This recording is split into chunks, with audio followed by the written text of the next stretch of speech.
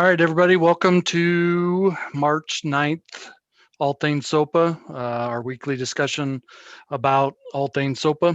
And you'll notice the link there for the slide deck, and also the YouTube recording link is there, the playlist that includes the recordings for these meetings as well. So you can go back and find previous nuggets that maybe you need a refresher on. My contact information is all there on that slide as well. Those should be workable links or workable links that you can click on. I just created a new word, I think, clinks. I'm gonna use that. So the object of these things is to build a comfort level for you with moving forward with SOPPA compliance.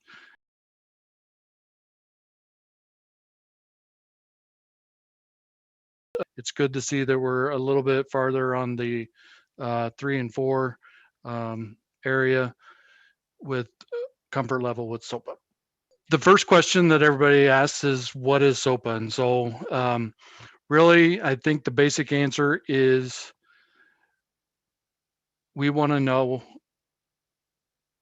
where our student data is at. So utilizing data privacy agreements to enter into agreement with vendors so that we know what information they have and what they're doing with their information and what they're going to do with it once we're done with it and once we're done and they're done with it. There are links on this page that will give you additional information as far as the law and more information about what SOPPA entails. And we won't necessarily get into this, but we are going to, at some point, schedule some more tutorial-based things where that's all we'll do is the how-to stuff. And we're also working on some videos for that as well. Please check out the Robbins Schwartz in brief on SOPPA. That is something that you can pass along to your leadership, curriculum people, administrators, other technology people, as far as kind of a third-party legal reference on what SOPPA is. But if you utilize this page, the data privacy page, not only will you see SOPPA stuff, but you'll see other things with regards to data privacy.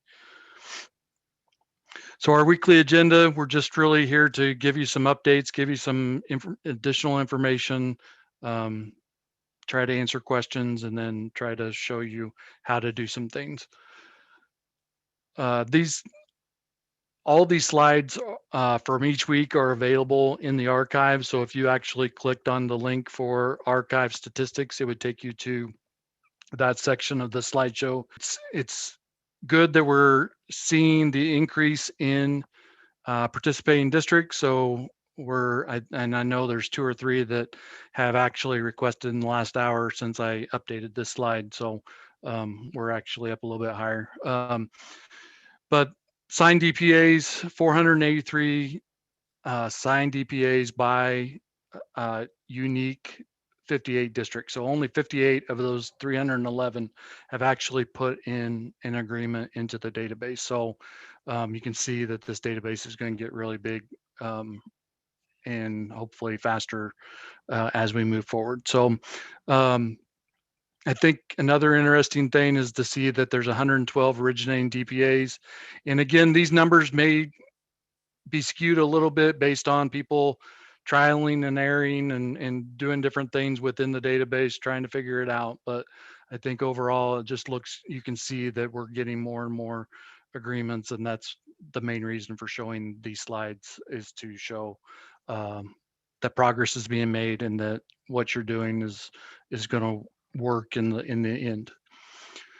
As far as the latest originating agreements, this is the newest list of agreements that have originating agreements in them with the Exhibit E. Again, these are things that we're going to try to, as the LTC, try to help look at and make sure that boxes are checked and exhibitees aren't signed or are signed but not signed by the originating district. So if there are things that you guys are finding as you're using these, as you're using the database, please let us know that you're finding little things that need to be updated or aren't, that you're confused by, because we want to make it as consistent and duplicatable for everybody as we use this. Because the main way that this is going to work is if we can do the subscribing process. If we can't do the subscribing process, you might as well just do it on your own, in your own own database without interacting with this. So if we can duplicate it and if we can create that subscribing process, that's going to be better for everybody in the long run. And if you don't totally understand all that stuff, definitely check out the YouTube playlist and watch the tutorials, and then also watch for additional opportunities for learning how to use the system. For those of you that are brand new to the process, and maybe just for those of you that are getting started and trying to figure out how to attack this thing, the first thing to do is to request an account. And the easiest way to do that is to go to the webpage for ISPA services, ISPA, that's linked a little bit of everywhere. And that's really trying to be the landing page in what I would recommend to be your bookmark for getting to the ISPA, even though you could bookmark this page and go directly there. If you come to this page, you're going to see the updates for each week. You're going to see the resources that are available, and you're going to see the upcoming events that we have. But if you request an account, if your school district doesn't show up over here, then right now it's a huge drop-down list. I've made a feature request to make this a little bit more user-friendly.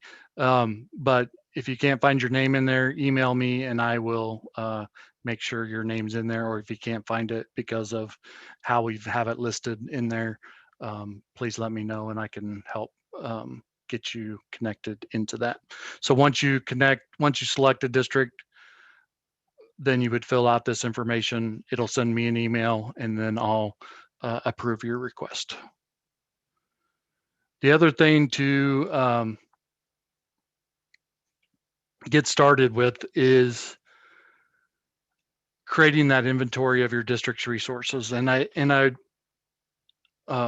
if people want to put in chat how they are creating those inventories of your district resources, all the different ideas that you have, please share those in there, and it might be something that we can create a list of different resources and make those available as part of this presentation in the coming weeks.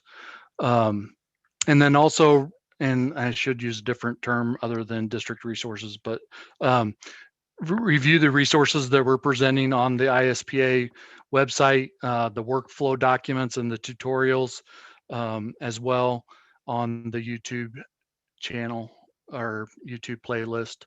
And I'm just going to click into these two documents. These are a couple different flow charts, workflows that we have available to you, and will just help clarify or create new questions. But as you're looking through these, if you do have questions, you can ask me different things, but this one is meant to be kind of that overall process.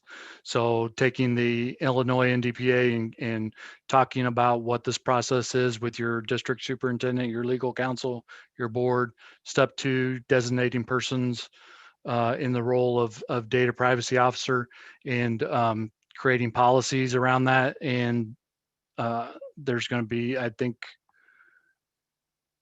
I put in the slideshow that IASB has made their stuff available to the State Board of Education for your use as a school district, whether you subscribe to press policies or not. You'll have access to their policies and procedures. One thing we talked about last week is the reasonable security measures, so starting to implement those. And then again, going back to one of the steps I just mentioned was creating an inventory of existing resources, and then utilizing the database stuff for managing those agreements. So as the other one is the managing of agreements. So as you get down to that last step, once you have your inventory of your applications, your services, your iPad apps, your Chromebook apps, all those different things, then you start looking in the registry to see, is there an agreement already there that I can subscribe to? If there is, does it have an Exhibit E? Is that originated agreement acceptable to me? If it is, then you can download, sign, and upload that Exhibit E. And as you're going through these documents, again, these are for the benefit of everybody. So if there's certain things in these links or in these documents that don't feel right or confusing, please share those with me, because other people may be having the same issue. So feedback on that is important. So those are the main, those are really the ways to get started, and then just making sure you're staying in touch with what's going on through these sessions. I mentioned this last week, feature enhancements for the database tools. So I mentioned the one with the drop down. I put that one in the list. So if you use this link to go to this Google form, you can make suggestions on what would make the database better and make it more usable. Understand that this is a national database. So if we're making Illinois specific requests, that may have to go through a vetting process to figure out what gets implemented first. But just know that if you're putting things in there, there is a team, a project team looking at those requests, and we'll make recommendations to the SDPC management board for making those changes and those updates. And I actually got an email from somebody today that was is at Brainstorm virtually, but somebody mentioned this Exhibit E creator as well. So I'm working with SDPC to turn that on for Illinois.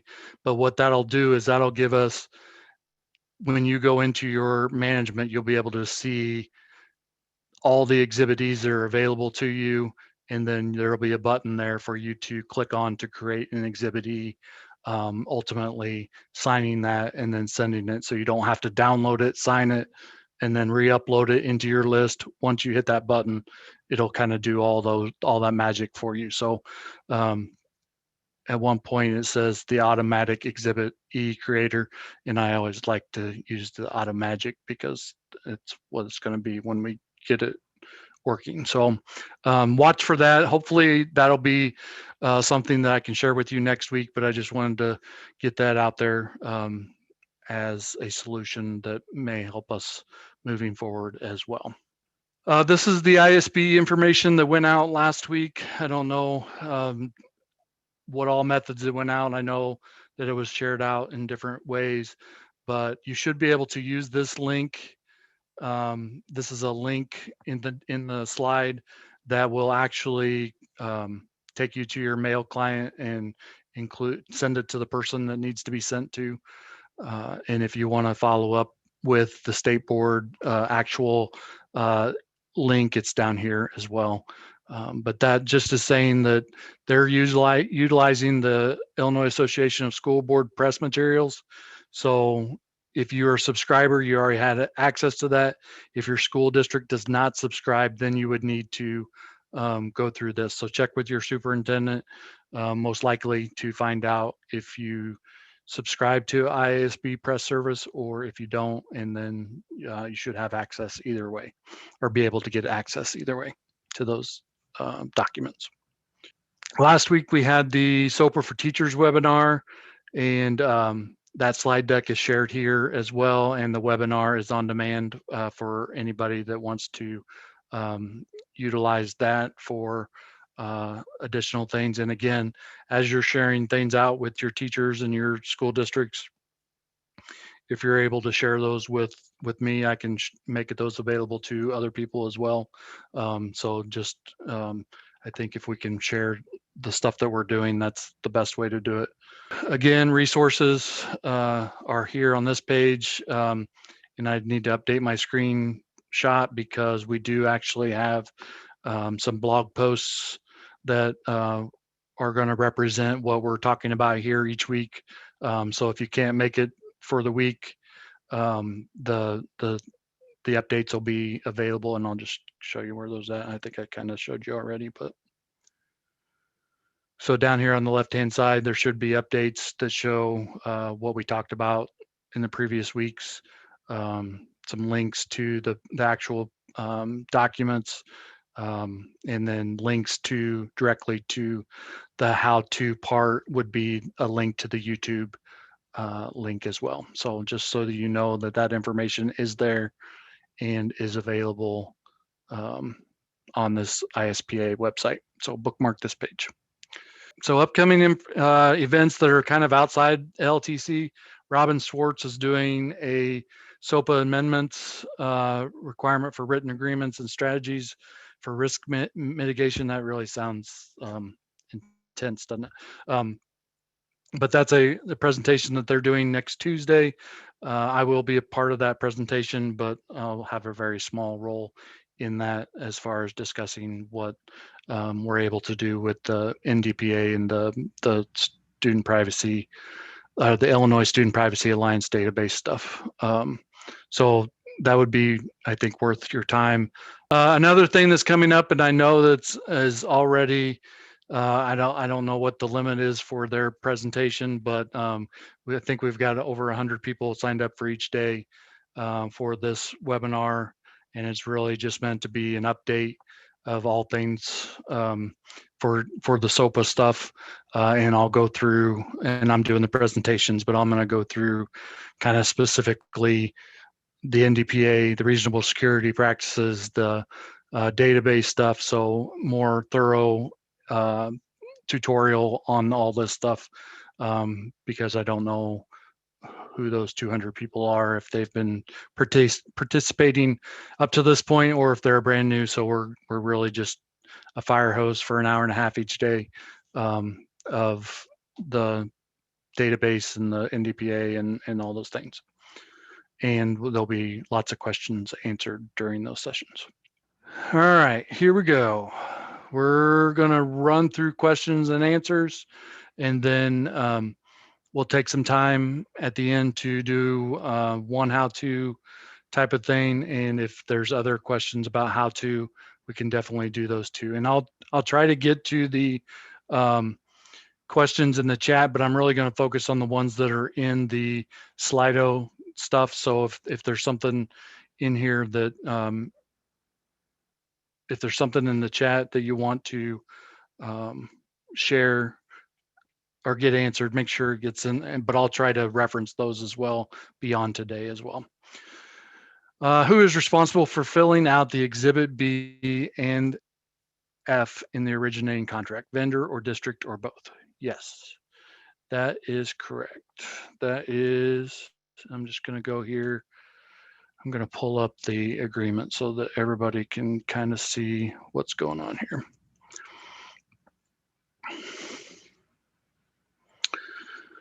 So just for those of you that are new to the NDPA, the majority of the beginning of this is referencing the NDPA clauses and what legalese and all that kind of stuff. Exhibit A is the description of services, and I'm just going to go ahead and answer this one, even though it wasn't asked. I would let the Exhibit A, Exhibit B, and Exhibit F all be filled out initially by the vendor. That way, if they want to include their other services that they have, so if it's Renaissance Learning or something like that, where they have, just as an example, if they've got things like Freckle and Star Math and Star Reading and Accelerated Reader and all those different things, they can include that in the description of services, and then they would go through and they would check off the things that would be for that they're collecting for their system. Obviously, you would want to go through and just double check that and just see if there's anything that jumps out at you as being something that you know that you're sending to them, or that they have access to, or that you have access to in their application. But I would start with them. Um, and then something else I'll point out, because I had this question earlier in the week, um, was what about something that doesn't actually collect student data? So you could, so let's just look at, and so I'm getting way off here, but if you're using a hosting service for your website and you don't actually put student information in there, you could send this agreement to them and have them uh, fill this out and mark that they don't include student information. That would also put you in a way that that the language for data breaches and all that other stuff would be there in case you did have a data breach or something like that, because you still have employee information and those types of things. So just be aware that this could be utilized for other things other than just student information. And then F is the security, and this is meant to be the security that the vendor is using, so they could check on one of them or all of them, or really they should at least check one of them.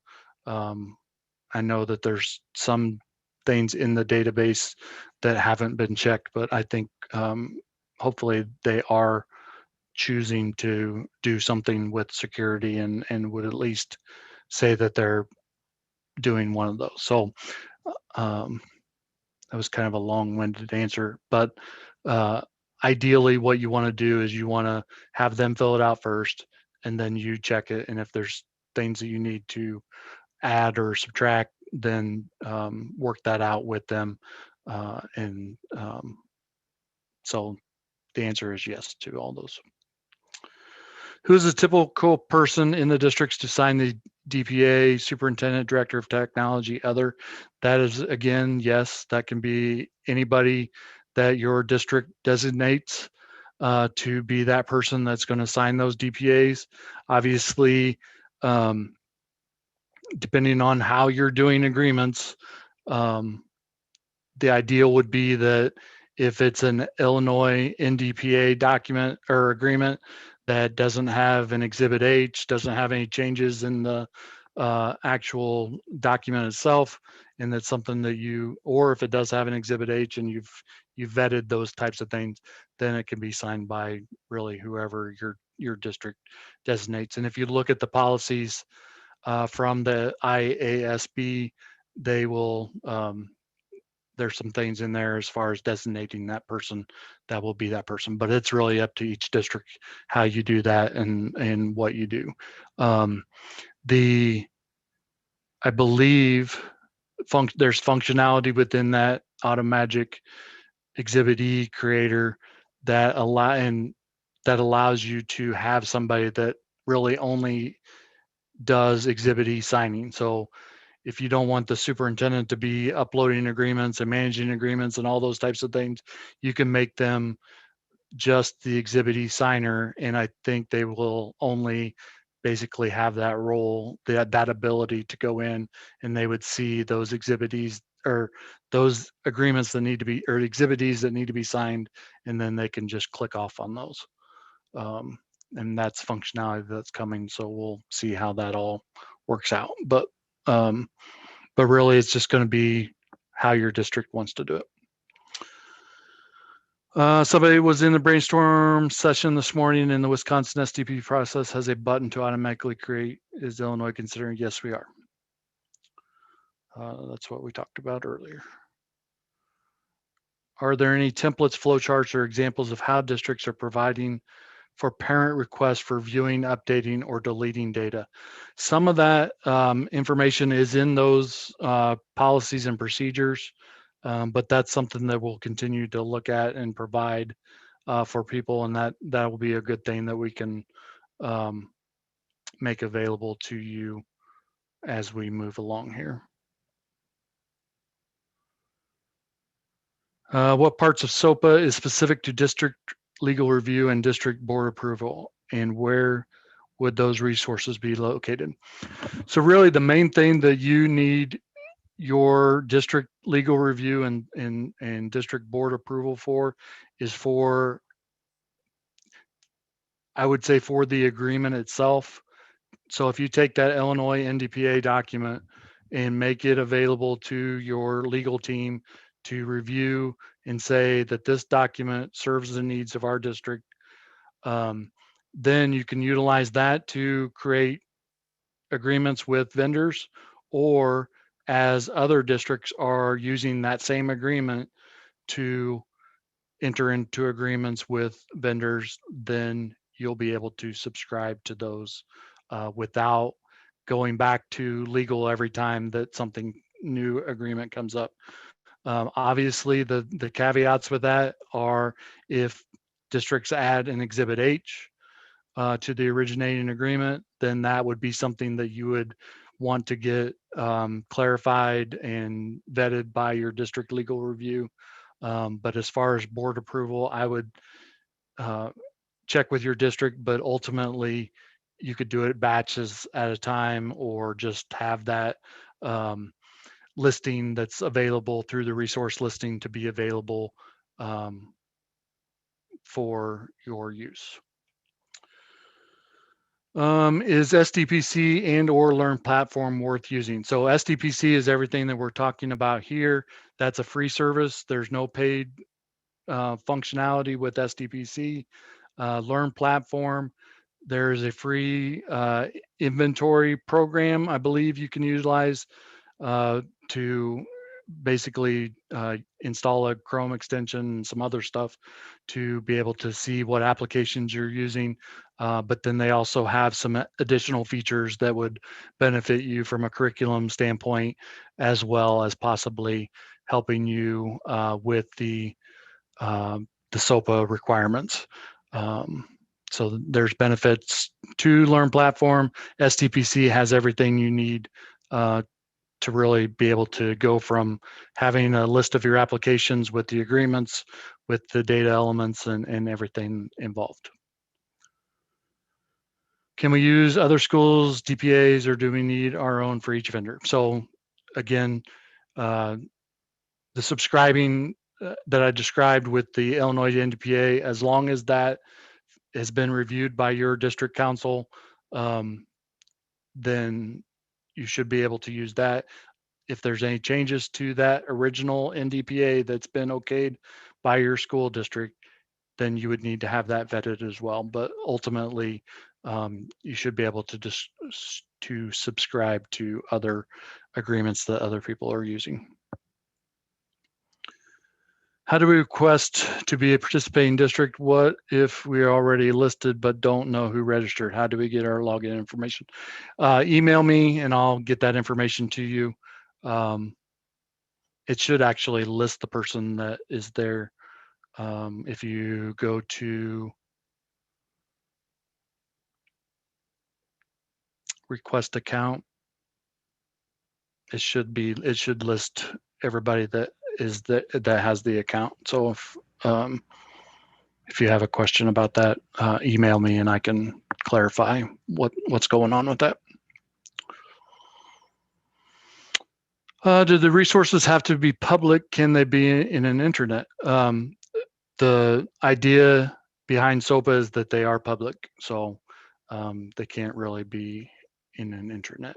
So it's meant to be a transparent listing for your district, for parents and for community and for your staff and all those types of things. Can a private school join SDPC? Absolutely. Just if you're not listed on there, which you probably aren't if you're a private school, reach out to me and I can get you added to that as well. If I'm part of Illinois Student Data Privacy and different district has DPA, do I need to add the Exhibit E or A? If a different district has a originating agreement that is the Illinois NDPA, whether it has an Exhibit H or doesn't have an Exhibit H, you can subscribe to that if they originally agreed to have an Exhibit E with the vendor, which the vendor should, if they're paying attention to what's going on, they should want an Exhibit E so that then they don't have to go through this process with every single school district. So you threw in Exhibit A there. Exhibit A should be the same for each application and agreement. So if you need clarification on that, let me know. If there are any updates, okay, this is good. And actually, is there any update on when the Illinois Council of School Attorneys updates to the Illinois NDPA will be posted or approved? So I am meeting with them on Friday to look at what they're suggesting for changes for the Illinois portion of the Exhibit G. And then we'll move forward from there. I don't really have a timeline of when that'll happen or what the next steps will be after they make their suggestions.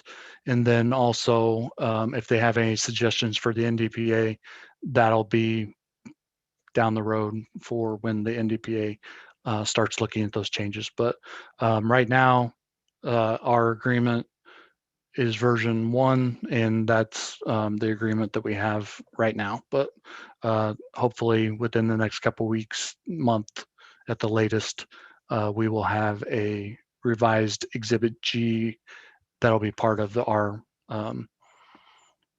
agreement. And so just a little bit about that process, and this is something that we'll have to work through and understand. But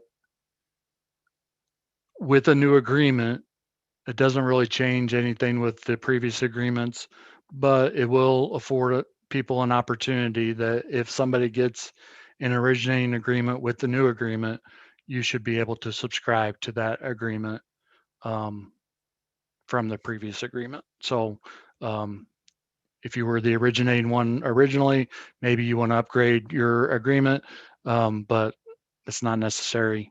And if you're a subscribing district to a previous agreement, we'll try to coordinate all that stuff and make sure that that's visible to everybody and transparent and know what's going on with that. So we'll try to help with that process. But we should have updates over the next few weeks. What vendors do we send these forms to? So anybody that has access to student data, you would want to have an agreement with them. And in some cases, you may want to have an agreement with somebody that doesn't necessarily have student agreement, just student data, such as like a backup provider or somebody like that, that it's kind of underneath one umbrella. They don't really have access to the individual data, but you may want to have a data agreement with them just the same, to say that if they were breached or had issues, that they would notify you and those types of things, or that if you no longer use them for backup services, that your backups were deleted and those types of things.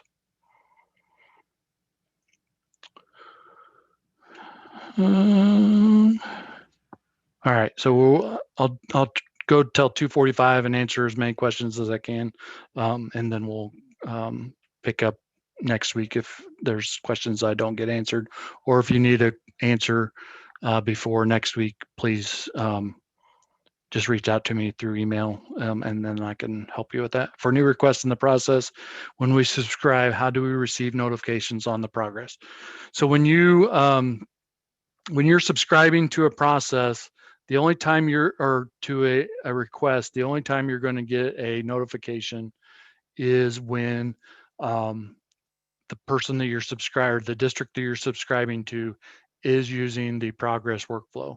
So if they've input those steps that we talked about last week into the progress workflow area, and they update that and you're subscribed to it, then you should get a email saying that the status of the application has changed. Do we need a contract with an app like Sling Studio we use to live stream events, board meetings to Facebook? Would we need a contract with Facebook too?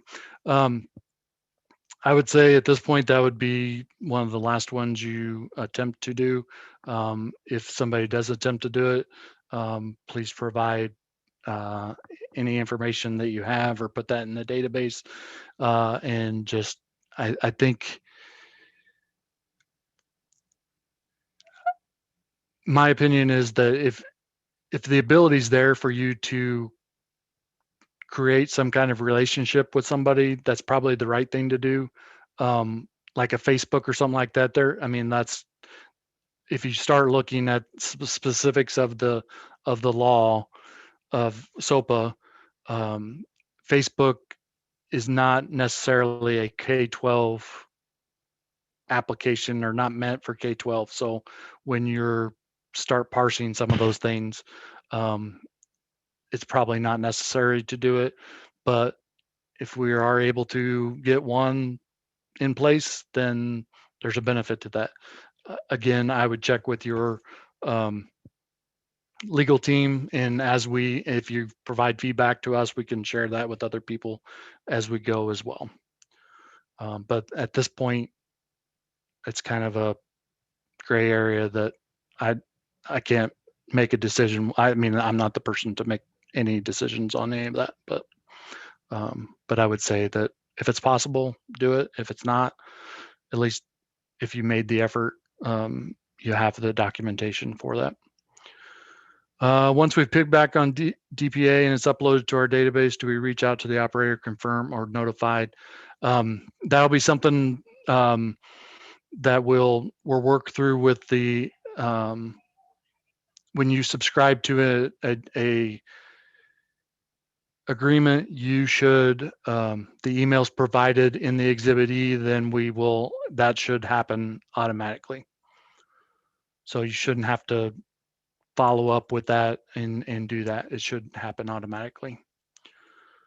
Transparent for hackers also, yes, I agree that there's some level of information that's there for hackers, but I don't know that districts have been using this database and this type of information for several years. I don't think there's really any proprietary information that is put into the data agreements or anything like that that's going to necessarily make you any more vulnerable than maybe you were already. So it is definitely something to be considerate of, but I don't think that's necessarily something to be overly worried about. Is there an FAQ database? There is an FAQ on our webpage, but I'm also building one based on emails and stuff like that we're continuing to get and answer. All right, a couple more. Are we almost at the end? Nope. All right. I wish this could be like manufacturing, have an independent organization classify an automatic software companies for compliance. Yeah, that's a good suggestion. We'll pass that along to, I mean, that would be something that we would pass along to legislators in the process. Probably going to mean more coming from individual schools, that would be something that would be of interest. Do we use the date originating contract to sign or the date we subscribe to it? So there has been some, I did get some insight into that a little bit with the Council of School Attorneys. They are questioning some of that stuff with the dates, but ultimately the dates would be as it is now, and the way that we're interpreting it is it's based on when that originating agreement went into effect, that it would be good for 3 years. So anybody that subscribes to that within that 3 years would have the same end date as the originating agreement. So that's the method we're using now, and then there would be some way for us as the alliance to help notify people when those we're going to expire and how to renew and all those types of things. So that's something that we're looking at and how we're continuing to work through workflows and processes and stuff like that. So at this point, I'm going to transition to something else. I have a quick question to follow up something we talked about last week. Some districts, mine is one of them, are having trouble with the signatures on the, has there been any progress on that?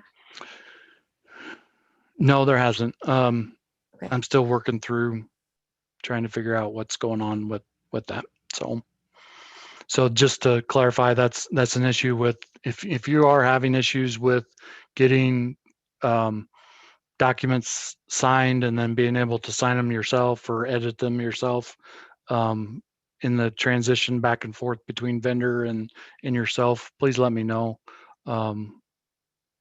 as far as so I can try to troubleshoot that a little bit more.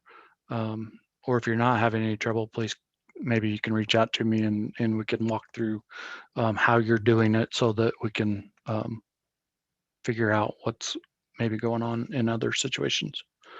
So this is just a question that came up at one point over the last couple of weeks, and I just want to share just the ability for you guys to get maybe if you have the ability to do certain things within your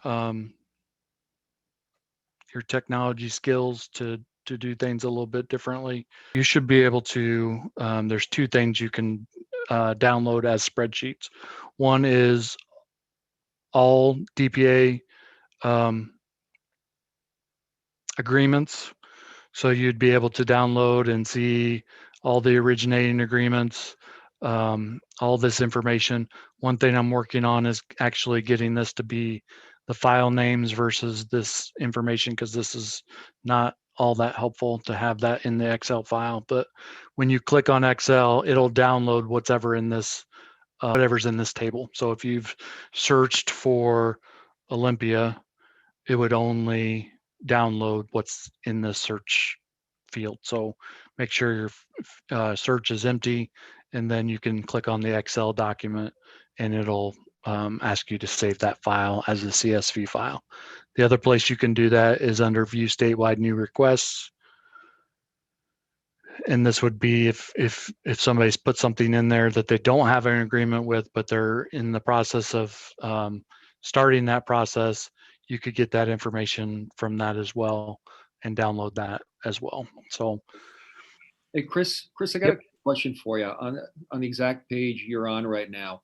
Why does it say on the right column, some schools or some of the they're in the process of having an agreement, but some say subscribe, some say unsubscribe. How come? What's the difference there, and how come? The subscribe to progress should allow you to, as a school district, be able to subscribe to World Trade Press, A to Z World Culture. When you click on subscribe as a school district, when they update their progress, when the school district updates their progress, you should get an email. So if it says unsubscribe, that means you are subscribed. So if Brookfield LaGrange was to update their progress, I would get an email saying that they updated it. But why some of them are, like, if you haven't done anything to them, I think it's because I did something, and I need to verify this with the SDPC, but I think it was when I was in as the Alliance lead and I clicked on subscribe. I think it subscribed to some of them for everybody at that point. So if I unsubscribe, it should unsubscribe me from that email if there is ever an email for that particular application. Chris, this is my first meeting. Yep. Getting information on any of this. So I am completely lay to the process. I'm not sure if I'm the only person, but I am one. At what point do we actually see this particular layout as a school district? At what point will I see my school district or my district name appear on this list? When you actually, so did you get an account? I believe I have created an account. I believe Okay. so. Yep. So when you have an account, you should be able to look at all the view statewide new requests, and you can see all those. For you to create a request, you would go in here to add a new request and then choose which application that you want to put in there. So let's say you were making or looking, you were sending an agreement to one checker. And so when you do that, that's going to create a request for you.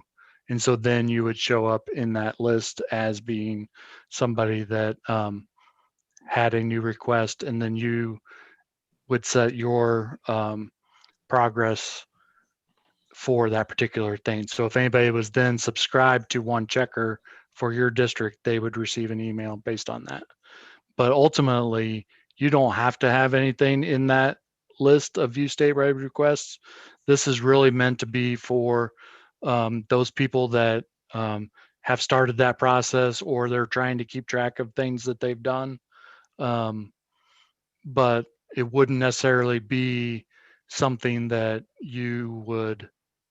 that wouldn't be your first step. The first step would be to find those statewide DPAs that are originating agreements. So like if you used WeVideo for school, you would then sign the Exhibit E for that particular application.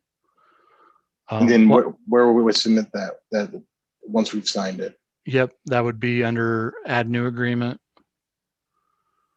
And then at that point, you would have a signed agreement, and you would choose that you're a subscribing district for this agreement. And this process hopefully was going to change a little bit if we get this automagic Exhibit E creator set up. But then you would choose whatever application you had that's going to be the exhibit, and then the next step would be actually uploading that exhibit in the process. Got it. Thank you. Yep. And that stuff's all laid out in those YouTube playlist videos.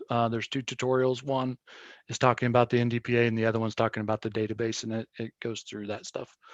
Again, check out those upcoming events in the slideshow for other things that are going on.